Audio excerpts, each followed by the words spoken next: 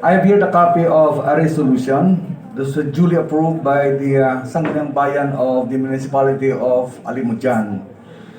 The resolution states, declaring the 7 cities and Barangay Bugang as the Agri-Ecotourism destination of the Municipality of Alimodian, Province of Iloilo.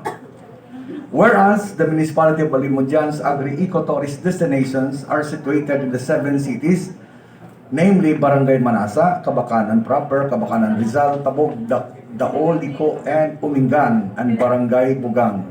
Whereas the 7 cities and Barangay Bugang are included in the Bucari Bill, principally sponsored by Congressman Michael B. Whereas the House Bill states that the Bucari Ecotourism Zone consists of 14 barangays in the Municipality of Leon and 8 barangays in the Municipality of Alimodian, namely Barangay Manasa, Cabacanan Proper, Cabacanan Rizal, Tabug, Lico, Umingan, and Bugang.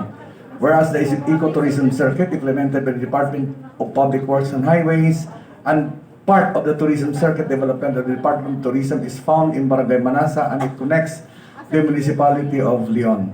Whereas the declaration of the 7 cities and Barangay Bugang as agri-ecotourism destinations aligns with the municipality's vision to become a premier agri-ecotourist destination in the province of Iloilo. Whereas the proposed agri-ecotourism infrastructure and road networks are incorporated in comprehensive agri-ecotourism master plan for the 7 cities and Barangay Bugang. Approved on last June 6, 2022, and it is signed by the Mayor, Ayan Kenneth Alfetse, and the Vice Mayor, Ayan Kenneth Alfetse, and Secretary of Sangguniang Bayan, Mr. Anas.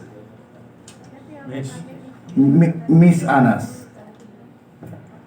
I'd like to, my action point here, Mr. Floor Leader, is I'd like to refer this to the Committee on Tourism and Agriculture.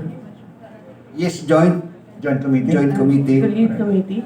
In the same Tourism. Yes, Your Honor, in the same manner that we also declared Bucari as the per resolution of the Municipality of Leon, then we followed suit and declared it also in the province as the tourism capital of the city. I think this will be proper that the same be referred to the 2 committees for their appropriate action. But the lead committee is the Committee on Tourism. Yes, Right. okay.